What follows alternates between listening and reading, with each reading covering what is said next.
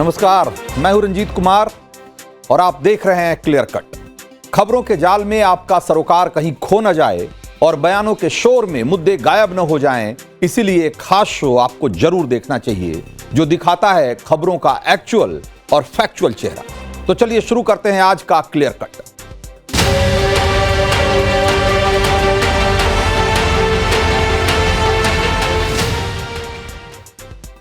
तो राहुल गांधी के क्रांति वाले आह्वान के 24 घंटा बीतने से पहले ही भारत के जेनजी, भारत के युवाओं ने अपना फैसला सुना दिया है और मोदी बनाम राहुल की इस लड़ाई में जेनजी के वोटों से तय हुआ है कि पीएम मोदी 3-1 से आगे हैं।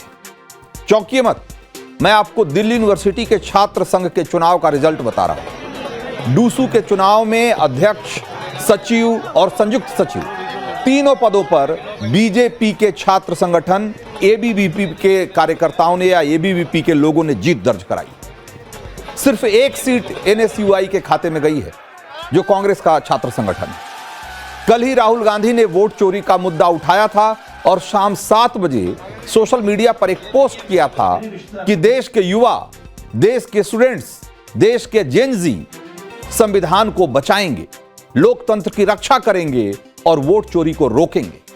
मैं हमेशा उनके साथ खड़ा हूं। लेकिन दिल्ली यूनिवर्सिटी के चुनाव का रिजल्ट बता रहा है कि जेनजी युवा और स्टूडेंट्स को राहुल की बातों पर बहुत भरोसा नहीं है शायद। और देखा जाए तो पिछले कई चुनावों में जेनजी युवा और स्टूडेंट्स के लिए राहुल पहली पसंद थे भी नहीं। ये सिर्फ इसी चुनाव की बात नहीं है। युवा वोटर यानी कि 25 साल तक के वोटर का हिसाब एक बार देखिए जरा। कांग्रेस को 2019 लोकसभा चुनाव में 20% ऐसे युवाओं के वोट मिले थे जिनकी उम्र 25 साल या उससे कम थी। सिर्फ 20% युवाओं ने, जबकि इसी चुनाव में बीजेपी के लिए वोट करने वाले युवा वोटरों की संख्या 40% थी, यानी कि 2 गुना। और यही ट्रेंड बीते लोकसभा में भी दिखा। 2024 लोकसभा चुनाव में बीजेपी को 39% युवा वोटरों ने पसंद किया और कांग्रेस को सिर्फ 21%, यानी कि आधे के करीब करीब बराबर। इसी तरीके से अगर 26 से 35 साल तक के युवाओं का अगर वोट का हिसाब देखेंगे तो वहां भी कुछ कुछ इसी तरीके की तस्वीर आपको सामने दिखेगी। 2019 लोकसभा चुनाव में कांग्रेस को 26 से 35 साल तक के युवाओं के 19% वोट मिले थे, जबकि बीजेपी को 39%, यानी कि 2 गुना से भी ज्यादा।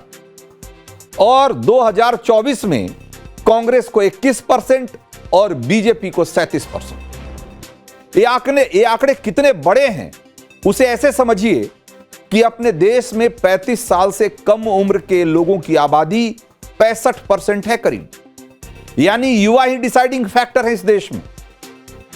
और उस युवा की पसंद कौन है ये साफ साफ दिख रहा है। तो अब सवाल यह है कि मोदी से राजनीतिक लड़ाई में राहुल इस युवा और खासकर जेनजी का नाम अब क्यों ले रहे हैं? तो सत्ता पक्ष तो उनके मंसूबे पर सवाल खड़ा कर ही रहा है और यह कह रहा है कि जेनजी ने नेपाल में जो किया वैसा ही आग, उसी तरह की आग अपने देश में राहुल भी भड़काना चाहते हैं। लेकिन आंकड़ों का हाल तो हमने आपको बता ही दिया कि बड़ी तादाद में युवाओं को, जेनजी को अब राहुल पर बिल्कुल भरोसा नहीं है। लेकिन राहुल ने जब इन्हीं जेनजी युवाओं का आह्वान किया तो हमने एक बार फिर से इनकी पड़ताल की। मोदी बनाम राहुल को लेकर नवभारत के कैमरे पर जेनजी युवा क्या कह रहे हैं, एक बार सुनिए जरा। वो संस्थाओं के खिलाफ जो भड़का रहे हैं लोगों को, इससे देश में अराजक का माहौल बनेगा और राहुल गांधी को इससे बचना चाहिए। और जैन जी को जिस तरीके से वो भड़का रहे हैं, तो सबसे पहले जैन जी का तो ये कर्तव्य बनता है कि राहुल गांधी के खिलाफ ही खड़े हो। जिस तरीके से उनका वंशवाद को लेकर वो लोग आगे बढ़ रहे हैं, पूरे कांग्रेस में सबसे ज़्यादा काबिल वही इंसान है क्या? यहाँ का युवा राष्ट्र प्रथम की भावना से सोचता है और जिस राष्ट्र प्रथम में उसके लिए सबसे पहले देश आता है। और हम अधिकार बोध की नहीं, कर्तव्य बोध की बात करते हैं। राहुल गांधी अपना कर्तव्य कर रहे हैं कि नहीं, सबसे पहले उनको इस विषय में सोचना चाहिए। भारत में ऐसा कुछ भी नहीं होगा। उसका 2 रीजन है। पहला बात कि भारत का जो जेनजी है वो पूरी तरीके से समझदार है, जानकार है। उसको पता है कि सबसे ज़्यादा नेपोटिज्म और सबसे ज़्यादा भ्रष्टाचार किस सरकार में हुआ था और किस परिवार में होता है, वो सब कुछ जानता है। कोई भी जेनजी इतना बेवकूफ़ नहीं है आज के टाइम पे कि राहुल गांधी जैसे पॉलिटिशियन को सपोर्ट करे। और जो वो बात करते हैं वोट चोरी की, सबसे पहले उनसे पूछो जाके कि वोट चोरी का जो उनकी हिस्ट्री है वोट चोरी की, तो वो तो उन्होंने ही स्टार्ट करी थी। नहीं, डेमोक्रेसी और संविधान तो बिल्कुल ऐसा है नहीं कि वो खतरे में है। जो मुझे लगता है खतरे में है वो उनका राजनीतिक करियर। अभी महाराष्ट्र में आप नेपोटिस्टिक किड्स देखिए, आदित्य ठाकरे है, फिर पूरे भारत में अपने राहुल जी गांधी है, प्रियंका गांधी है, यूपी में अखिलेश यादव जी है। तो उनके करियर जब खतरे में होते हैं तब ये उनका नारा लगता है कि डेमोक्रेसी खतरे में है। इंडिया के जेंजी ना अवेक है, they are awaken, they are not slept. तो हमारा संविधान डेमोक्रेसी खतरे में नहीं है। मुझे तो नहीं लगता कि भारत में ऐसा कुछ होगा, क्योंकि भारत को जो युवा है वो जागरूक है, उसे अपने संविधान पे भरोसा है कि वो मानता है कि देश में ऐसी परिस्थिति कभी नहीं आएगी। और बात आई राहुल गांधी की, तो ये तो जैसे इन्होंने कहा कि नेपोटिज्म का है सब, सो उनको उनके करियर का खतरा होता है, तब ये सब उनका नाटक चालू होता है।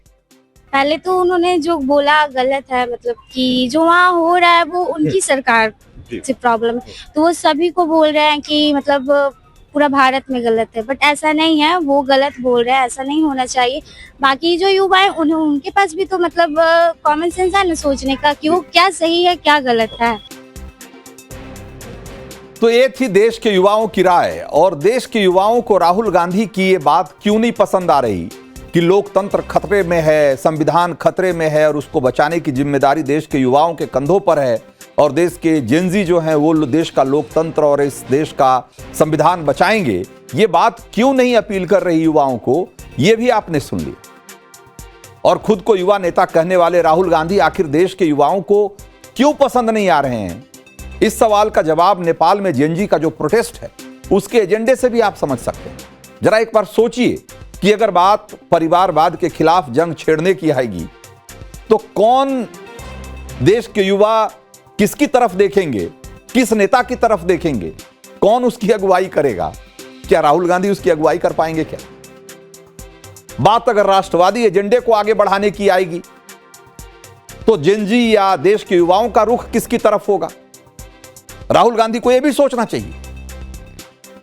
वो जिस तरह के मुद्दे उठा रहे हैं देश में घूम घूम कर, जिस तरह की जातिवाद और की बातें करते हैं और जिस तरीके से परिवारवाद को बढ़ावा देते रहे हैं, क्या देश का युवा उनको अपना नेता मानने को तैयार है?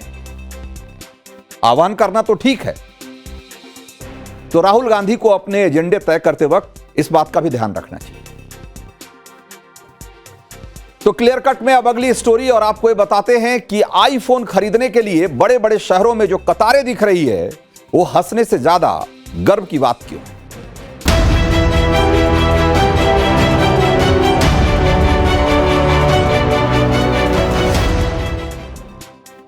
तो आप किस कतार में हैं? आईफोन वाली लाइन में खड़े हैं, या खाद के लिए खड़े हैं, या कि स्कूल में टीचर नहीं है और आप महज एक शिक्षक की मांग के लिए कतारबद्ध रैली निकाल रहे हैं, या फिर आप पानी पूरी के लिए धरने में शामिल हैं? आप कहां हैं? चार बिल्कुल अलग अलग तस्वीरें आपको दिखा रहा हूं मैं। हो सकता है कि आप में से बहुतों को लग रहा होगा कि इन चारों में क्या कनेक्शन है, कहां आईफोन और कहां पानी पूरी। तो मैं आपसे कहना चाहता हूं कि कनेक्शन है कतार वाला, कनेक्शन है लाइन वाला। और आज के दिन ये चार तस्वीरें बिल्कुल अलग अलग जगहों से आई है हिंदुस्तान से, और इन्हीं चार तस्वीरों को लेकर देश में बहुत चर्चा हो रही है। कौन क्या बोल रहा है और ये तस्वीरें क्या कहती है, आपको सब बताऊंगा। लेकिन सबसे पहले ये कहना चाहता हूं कि जो कोई भी कहता है कि वो हिंदुस्तान को समझना चाहता है तो उसे चार तस्वीरें आज जरूर देखनी चाहिए। आप भारत को जितना समझने का दावा करेंगे, ये देश एक नई तस्वीर, एक नई कहानी के साथ आपको नए सिरे से चौंका देगा। तो सबसे पहले आज शुरुआत उस तस्वीर के साथ जिसको लेकर सबसे ज्यादा चर्चा है और जिसको सबसे ज्यादा चौंकाने वाली तस्वीर कहा जा रहा है। तो आज देश के कुछ बड़े बड़े शहरों में आईफोन 17 की बिक्री शुरू हुई और फर्स्ट डे ही आईफोन का सबसे नया मॉडल खरीदने के लिए जैसे लाइन लगी। कुछ लोग तो रात से ही पहुंच गए थे ताकि स्टोर खुलते ही सबसे पहले अंदर घुस जाएं और उन्हें सबसे पहले आईफोन 17 मिले। आईफोन खरीदने के लिए जुटी इस भीड़ में बड़ी संख्या युवाओं की थी। आईफोन के लिए क्रेजी लोगों की इस कतार ने मीडिया की हेडलाइंस बना दी और बैठे बिठाए प्रचार हो गया, ये तो एक बात। लेकिन जैसे ही ये तस्वीर सोशल मीडिया पर सर्कुलेट होनी शुरू हुई, कमेंट्स की भी बाढ़ आ गई। आईफोन के लिए लगी इस लाइन को देखकर ज्यादातर लोगों का रिएक्शन बहुत नेगेटिव था, मतलब एकदम कोसने वाला, ऐसे जैसे कि आईफोन के लिए कतार में खड़े हो गए लोगों के पास कोई काम ही नहीं, फालतू की लाइन में खड़े।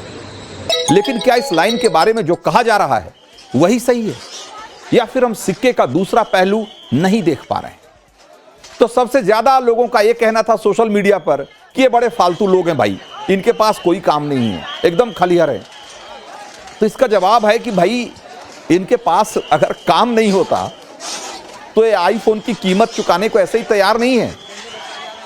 पैसा होगा तभी तो लाइन में खड़े हैं। कुछ लोग ऐसे हैं जो ये कह रहे हैं कि कमाई तो इनकी कुछ होगी नहीं, ईएमआई पर फोन लेने के लिए बेचैन है। तो यहां यह भी समझने की जरूरत है कि बैंक इनकी औकात देखे बिना एक फूटी कौड़ी नहीं देता किसी को आजकल। तो अगर बैंक इनको लोन देने के लिए तैयार है और ये ईएमआई चुकाने की हैसियत रखते हैं, तभी तो लाइन में खड़े हैं। कुछ लोग ऐसे हैं जो कह रहे हैं कि ये तो जेनजी है, ये अपने माँ बाप के पैसे उड़ाने आप पहुंचा है। तो भाई इनके परिवार के पास पैसे हैं, तभी तो परिवार अपने जेनजी पर ऐसे पैसे लुटा रहा है या उसे सपोर्ट कर रहा है, जो कहिए आप। आपका नाम क्या बोला आपने? तो कुल मिलाकर कहना यह है कि औकात, जिसे औकात कहते हैं ना, वो होगी तभी वो लाइन में है। और अगर किसी के पास पैसे हैं या फिर वो ईएमआई से उसे खरीद सकता है या खरीद रहा है, तो उसमें किसी को क्या दिक्कत होनी चाहिए भाई। कुछ लोग ऐसे भी हैं जो सोशल मीडिया पर कह रहे हैं कि लाइन में खड़े ज्यादातर लोग बस ऐसे ही एंजॉयमेंट के लिए चले आए हैं, टाइम पास के लिए पहुंच गए हैं। तो हमने लाइन में खड़े बहुत सारे लोगों से बातचीत की और हमने असलियत जानने की कोशिश की। पहले लाइन में खड़े लोगों के बारे में जरा सुनिए, उनको वो क्यों लाइन में खड़े हैं और उन्हें क्यों पहले ही दिन आईफोन चाहिए, आईफोन 17 का नया मॉडल चाहिए। जरा सुनिए एक बार। और इस फोन को लेके ऐसी दीवानगी क्यों है, इस पर बात करने के लिए हम लोगों से सीधा बात करते हैं जो लोग यहाँ पे लाइन में लगे, जिनकी यहाँ पे प्री बुकिंग है। सर क्या नाम है आपका? पुलकित फोन लेने आए आप? राइट। प्री बुकिंग थी? कब कब बुक कराया था? 12 क्या करते हैं आप? स्टडी करता हूँ। स्टडी करते हैं। क्या दीवानगी है इस फोन को लेकर आपकी? हर बार जब भी नया लॉन्च होता है हर बार लेता हूँ। तो किस मोड पे ले रहे हैं? ईएमआई पे ले रहे हैं, कैश ले रहे हैं, क्रेडिट कार्ड पे ले रहे हैं? क्रेडिट कार्ड से कैश। क्रेडिट कार्ड से ले रहे हैं। क्या खास बताया जा रहा है, क्या फीचर बताया जा रहा है इस फोन को लेकर? फीचर्स तो मैं देखता नहीं, हर बार जब भी नया आता है मैं लेता हूँ। आईफोन की दीवानगी है। क्या करते हैं आप? जॉब करता हूँ किस चीज में? IT कंपनी में। IT आईटी में। क्या दीवानगी है इस फोन को लेकर? है नया लेटेस्ट आईफोन को तो आप जानते हो, थोड़ा है आईफोन का। तो किस मोड में ले रहे हैं? क्रेडिट कार्ड में ले रहे हैं, कैश ले रहे हैं, ईएमआई पे? क्रेडिट कार्ड में। क्या नाम है सर आपका? हिमांशु। कब कराई थी इसकी प्री बुकिंग? सर सुबह सुबह कराई आज। हिमांशु क्या करते हैं आप? मैं अकाउंटेंट हूँ। अकाउंटेंट है। तो किस मोड से ले रहे हैं आप? Cash, EMI, credit card? मैं ईएमआई पे। ईएमआई पे ले रहे हैं। तो आप देखिए लोगों में यहाँ दीवानगी है और लोग अलग अलग मोड से यहाँ पे फोन लेने के लिए आए हैं। और बात करते हैं। अंकल आप भी फोन लेने आए हैं? हाँ भैया फोन ही लेने आया हूँ मैं, और क्या के लिए। हाँ। क्या नाम है आपका? हरीश। क्या करते हैं? कपड़े की दुकान है। कपड़े? हाँ। कैश फोन कैसे ले रहे हैं? कैश ले रहे हैं, ईएमआई पे? कैश लूंगा भैया, ईएमआई पैसे कहाँ से लाऊंगा, ब्याज कहाँ से दूंगा? कैश लेंगे। हाँ। आप भी फोन लेने आए हैं? हाँ जी। क्या नाम है आपको? हर्ष। क्या करते हैं हर्ष? अपना बिजनेस है उसका, ड्रैगलिंग का। ड्रैगलिंग का। तो आप भी कैश ले रहे हैं या ईएमआई पे? कैश ही ले रहा हूँ। कैश ले रहे हैं। आप कैसे ले रहे हैं फोन? क्रेडिट कार्ड पे। क्रेडिट कार्ड पे। और आप? कैश। कैश। क्या करते हैं आप? हाँ एक्चुअली मैं जॉब करता हूँ इन्फोसिस लिमिटेड में। ओके। कौन सा फोन बुक कराया आपने? It's a 17 Pro। क्या नाम है भैया आपका? शाकिर हुसैन। कब फोन बुक कराया था आपने? मैंने सेम डे पे जब 16 तो कौन सा बुक कराया है? Pro Max। क्या करते हैं शाकिर आप? I'm a doctor, डॉक्टर हैं। General physician. तो भाई एक बात तो साफ हो गई कि कोई मजे लेने के लिए कतार में नहीं खड़ा है, कोई एंजॉयमेंट के लिए, टाइम पास के लिए वहां कतार में नहीं खड़ा है। सब ग्राहक है भाई। और किसी के पास कैश है तो कैश से पैसा ले फोन लेगा, किसी के पास अगर क्रेडिट कार्ड है तो क्रेडिट कार्ड पे बहुत सारे ऑफर मिलते हैं, उससे इसलिए वो लेना चाहते हैं क्रेडिट कार्ड से। इसलिए छाती पीटने की जगह इस बात पर खुश होने की जरूरत है कि देश में महंगे से महंगा आईफोन, जो कि 1 लाख रुपए 1.5 लाख रुपए से भी ज्यादा है जिसकी कीमत, वो भी हाथों हाथ बिक रहा है भाई। ऐसे में कुछ लोग ऐसे भी जो इस लाइन को देखकर लिख रहे हैं कि जेनजी तो आईफोन के लिए ऐसे लड़ रहा है जैसे ऑक्सीजन है। जेनजी को तो प्रायोरिटी नहीं पता। अरे भाई क्या बात कर रहे हैं आप? जेनजी कहते ही उसी जनरेशन को हैं जो मोबाइल क्रांति के बीच न सिर्फ जन्मा है बल्कि उसी दौर में पला बढ़ा है। और इस देश में क्या, पूरी दुनिया में मोबाइल ने शिक्षा से लेकर और मनोरंजन तक हर क्षेत्र में कैसी क्रांति लाई है, ये अलग से बताने की जरूरत नहीं है। तो स्मार्टफोन वाली जनरेशन टॉप क्लास फोन के लिए कतार में है, तो इसमें कौन सी बड़ी बात हो गई? इसके बाद बड़ी तादाद उन लोगों की है जो कह रहे हैं कि हमारे पीएम साहब कह रहे हैं कि स्वदेशी सामान खरीदो, और जेनजी तो विदेशी आईफोन खरीदने में लाखों रुपए खर्च कर रही है। तो ऐसे लोगों को पता होना चाहिए कि आईफोन बनाने वाली एप्पल कंपनी ने भारत को एक बड़ा मैन्युफैक्चरिंग हब बना लिया और अब आईफोन के सारे लेटेस्ट मॉडल इस देश में बन रहे हैं, जिसमें फॉक्सकॉन और टाटा जो ग्रुप जैसी की जो कंपनियां हैं वो मुख्य भागीदार हैं। भारत में आईफोन का उत्पादन बहुत तेजी से बढ़ा है और कई देशों को निर्यात भी हम कर रहे हैं यहां से। इस साल यानी कि 2025-26 में 6 करोड़ यूनिट्स यानी कि 6 करोड़ फोन का उत्पादन हिंदुस्तान में हो रहा है। 2024-25 में 3.5-4 करोड़ यूनिट्स बने थे और इस साल करीब 6 करोड़। तो भारत में एप्पल जिस हिसाब से निवेश कर रहा है उससे तो ट्रंप भी घबराए हुए हैं, वो भी टेंशन में है। कई बार एप्पल के सीईओ टिम कुक को बोल चुके हैं कि भाई भारत में प्रोडक्शन कम करो, अमेरिका लौटो, अमेरिका में प्रोडक्शन करो। और आज जिस शख्स ने सबसे पहला आईफोन 17 खरीदा उसने भी पहले अमेरिका में आईफोन के लिए लगने वाली लाइनें देखी थी, उससे बड़ा प्रभावित था। क्यों था मैं नहीं जानता, लेकिन लॉन्चिंग के दिन आईफोन का नया मॉडल खरीदना उसकी आकांक्षा कैसे बन गई, जरा एक बार उसी की जुबानी सुनिए। I think majority of the experiences जो यहाँ लोग आते हैं वो इसलिए आते हैं because of this community that Apple is building, and this community is what as kids we've seen growing up when we used to see the keynotes and see people stand in lines in US. To relive that experience in India is a dream come true. तो ये बात बहुत सारे लोगों को समझ में नहीं आएगी, लेकिन लोग कह रहे हैं कि इस कतार में खड़ा होना भी एक अनुभव है, एक एक्सपीरियंस है कि पहले दिन आईफोन का नया मॉडल खरीदने के लिए रात से ही कतार में खड़े रहना और फिर सुबह स्टोर खुलते ही जाकर सबसे पहला या यूं कहे कि कुछ शुरुआती लोगों में से उस मॉडल को हासिल करना उस फोन का, यह भी अपने आप में एक एक्सपीरियंस है।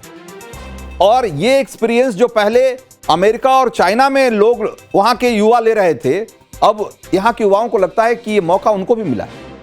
अगर वो ऐसा सोचते हैं, आप इसे चाहे जिस नजरिए से देखिए, लेकिन इस देश के युवाओं की बदली हुई आकांक्षा का प्रतीक है, इसको आपको स्वीकार करना पड़ेगा।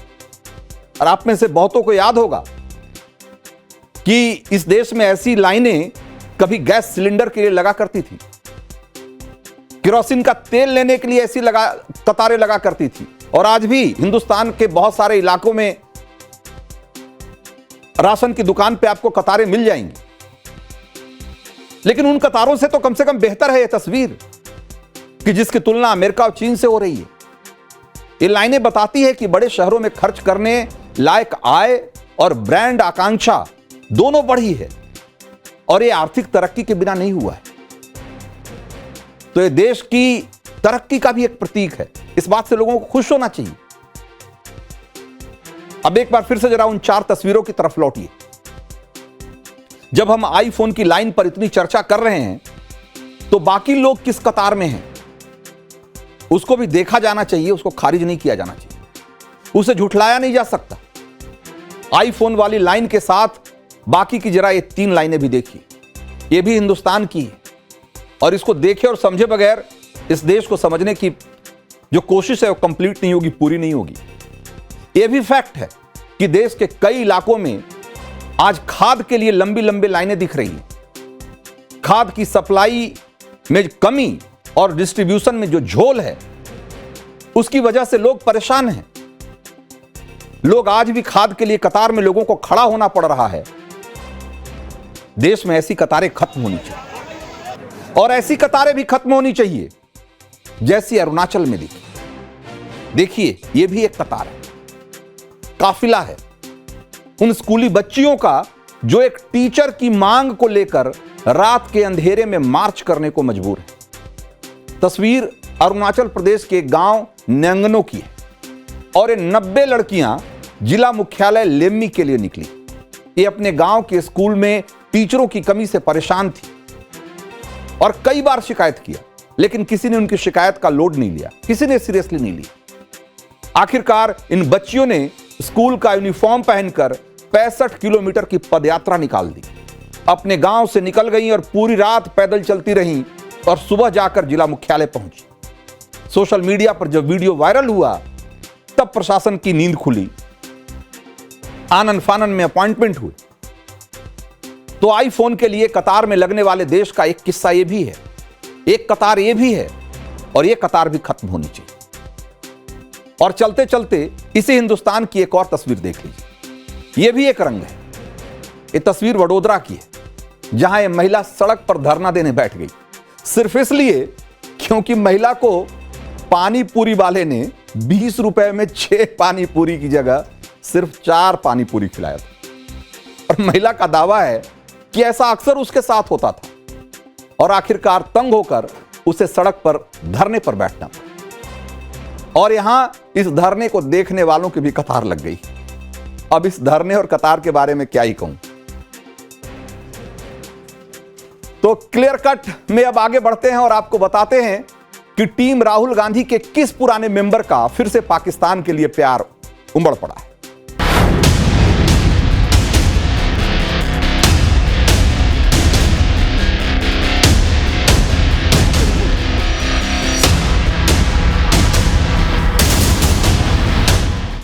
तो पिछले 2-3 दिनों से पाकिस्तान से एक ही तरह की खबर आ रही है।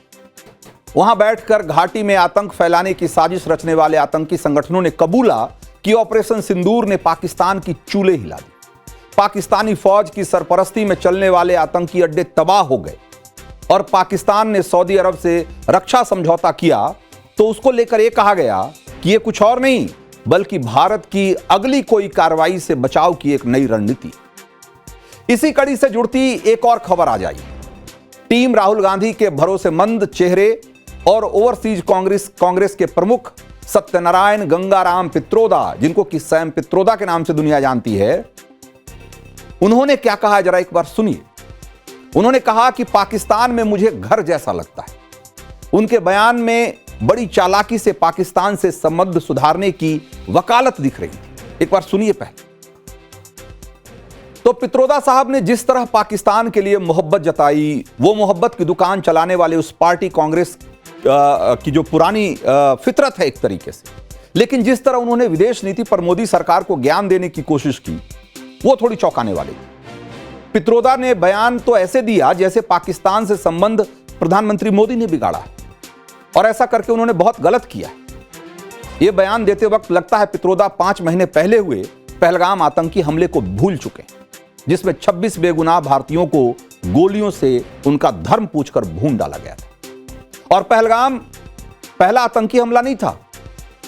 लगता है पित्रोदा साल 2004 से लेकर 2014 के दौरान यूपीए के शासन में भारत पर हुए सारे आतंकी हमलों को भूल चुके हैं, जिसमें 615 भारतीय मारे गए, 2000 से ज्यादा लोग घायल हुए। पित्रोदा यह भी भूल गए कि डोजियर पर डोजियर भेजने के बावजूद पाकिस्तान लगातार हेकड़ी ही दिखाता रहा। वही पाकिस्तान अब ऑपरेशन सिंदूर को लेकर खौफ में है। पीएम मोदी का अल्टीमेटम आज पाकिस्तान की संसद में गूंजता रहता है कि ऑपरेशन सिंदूर अभी खत्म नहीं हुआ है और अगर दोबारा हिमाकत की गई तो अंजाम इससे भी बुरा होगा। पित्रोदा को यह प्रधानमंत्री मोदी की विफलता लगता है। कश्मीर आज धारा 370 को पीछे झटककर तरक्की के रास्ते पर है। वहां के युवा पाकिस्तानी प्रभाव से बाहर निकलकर अपने भविष्य के बारे में बेहतर सोच पा रहे हैं। आतंकी और उनके हमदर्दों का इकोसिस्टम पूरी तरीके से क्रैश हो चुका है और पाकिस्तान इसी बात पर बिलबिलाया हुआ है कि अब उसकी एक नहीं चल रही। यह सब मोदी सरकार की नीतियों का नतीजा है। कांग्रेस के राज में तो पाकिस्तान और उसके पाले पोसे आतंकियों की कैसे मनमानियां चलती थी, पूरे कश्मीर घाटी में उसकी सैकड़ों मिसालें हैं। यूपीए सरकार में गृह मंत्री रहे सुशील शिंदे का बयान भी याद करिएगा जरा। पित्रोदा साहब को खास तौर से याद करना चाहिए। कश्मीर दौरे में जाने से डर लगता था उनको, और आतंकियों की दहशत वो आज तक नहीं भूले। उन्होंने खुद स्वीकार किया इस बात को, और पित्रोदा उस पाकिस्तान से संबंध सुधारने की वकालत कर रहे हैं। अब संयोग देखिए कि सैम पित्रोदा ने जिस समय पाकिस्तान से रिश्ते सुधारने की वकालत की, उसी दौरान कश्मीर घाटी में आतंकवाद का कुख्यात चेहरा, या यूं कहें कि सबसे खौफनाक चेहरा, यासीन मलिक का कोर्ट में दिया हुआ एक हलफनामा सामने आ गया। जो आतंकी फंडिंग के मामले में तिहाड़ जेल में उम्र कैद की सजा काट रहा है, वो आदमी क्या कह रहा है अपने हलफनामे में, उसको जरा सुनना चाहिए आप, और इसके जरिए आप बेहतर समझ पाएंगे कि पाकिस्तान के साथ प्रधानमंत्री मोदी ने जिस तरह का रिश्ता कायम किया है, क्या पाकिस्तान के साथ इससे कोई अलग तरह का रिश्ता रखा जाना चाहिए। हलफनामे में यासीन मलिक ने कहा कि साल 2006 में मैंने पाकिस्तान में लश्कर-ए-तैयबा के सरगना और 26 से 11 आतंकी हमले के मास्टरमाइंड हाफिज सईद से मुलाकात की थी, और उस मुलाकात को लेकर तत्कालीन प्रधानमंत्री मनमोहन सिंह ने मुझे धन्यवाद कहा था, क्योंकि मैं शांति वार्ता को आगे बढ़ाने का काम कर रहा था। सोचिए कि इस देश का एक कुख्यात आतंकी पाकिस्तान के सबसे बड़े आतंकी सरगना से मिलता है, और इस देश के प्रधानमंत्री, कांग्रेसी प्रधानमंत्री, इस बात के लिए उस आतंकी का शुक्रिया अदा करते हैं कि आपने इस दोनों देशों के बीच में शांति बढ़ाने का काम किया है। मतलब आप सोचिए कि इस देश में पाकिस्तान को लेकर क्या पॉलिसी रही कांग्रेस की सरकारों में। आप इस बात से अंदाजा लगा सकते हैं। ऐसा लगता है कि उस समय भारत और पाकिस्तान का रिश्ता, या दोनों देशों में शांति, आतंकियों के यहां गिरवी रख दी गई थी। और इस लिहाज से देखें तो क्या पित्रोदा पड़ोसी देशों से अच्छे संबंध के नाम पर पाकिस्तान और उसके पाले पोसे आतंकियों के सामने सरेंडर की वकालत नहीं कर रहे हैं?